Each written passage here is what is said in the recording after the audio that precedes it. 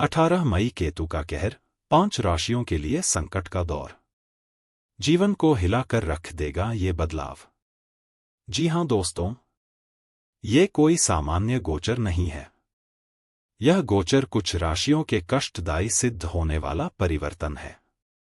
केतु महाराज का गोचर इन 5 राशियों को चुनौती देने वाला है। जब केतु राशि परिवर्तन करता है तो किसी ना किसी रूप में इतिहास तो दोहराता है। मित्रों, यह कोई साधारण संयोग नहीं है, क्योंकि केतु अब सिंह राशि में प्रवेश करेंगे और केतु ग्रह संघर्ष की स्थिति में रहता है। केतु शुभ अवस्था में होते तो नई ऊंचाइयों तक ले जाते हैं और अशुभ स्थिति में हर कदम पर परीक्षा खड़ी कर देते हैं। अगर पैसे का खर्च बढ़ रहा है तो आपके लिए यह जानना बेहद जरूरी है कि नीच के केतु का प्रभाव आपके जीवन को कैसे प्रभावित कर सकता है और इससे छुटकारा पाने के लिए क्या उपाय किए जा सकते हैं। केतु के प्रभाव से व्यक्ति को किसी न किसी क्षेत्र में संघर्ष का सामना करना पड़ सकता है। यह संघर्ष केवल बाहरी ही नहीं बल्कि आंतरिक भी होता है।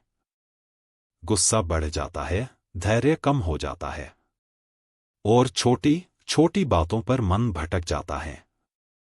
कई बार यह भटकाव हमें ऐसे कदम उठाने पर मजबूर कर देता है जिनका खामियाजा हमारे जीवन पर पड़ता है।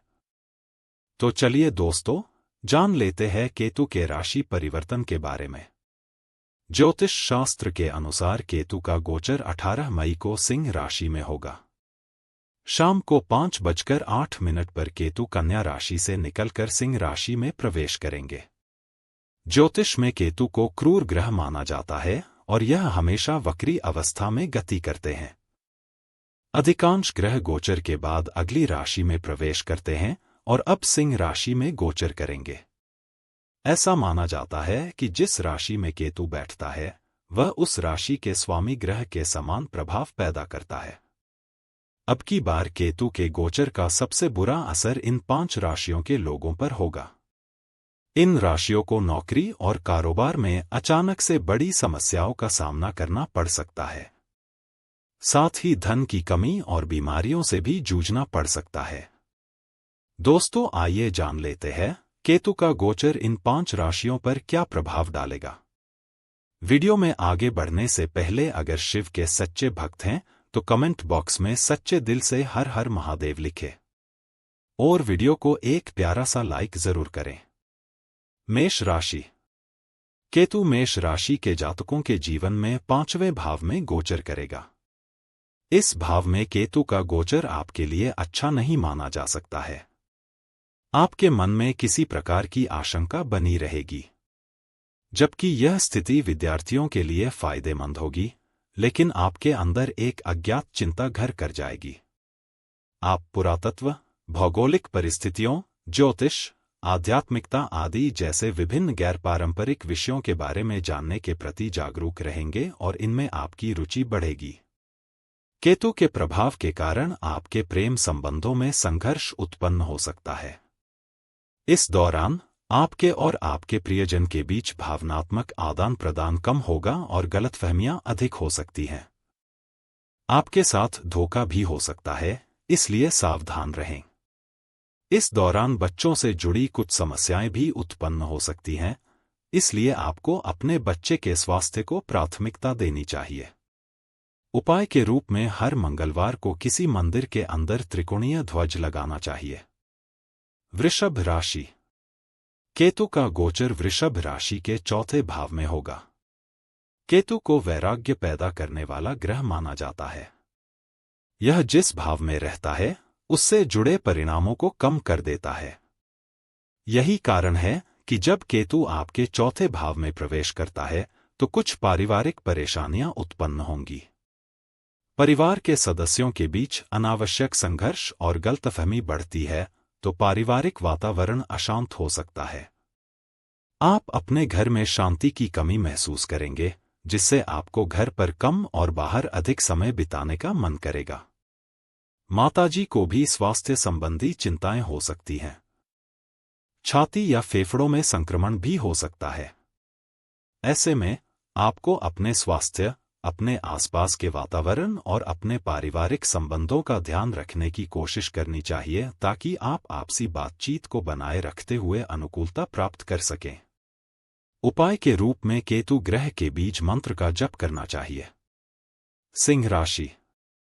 सिंह राशि वालों के लिए केतु का गोचर आपके पहले भाव में होगा और यह स्वास्थ्य संबंधी कठिनाइयों को बढ़ा सकता है, इसलिए आपको इस गोचर के दौरान अपने स्वास्थ्य के प्रति सावधान रहना चाहिए।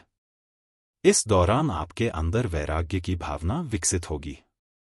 आपके आसपास का वातावरण आपको प्रभावित कर सकता है।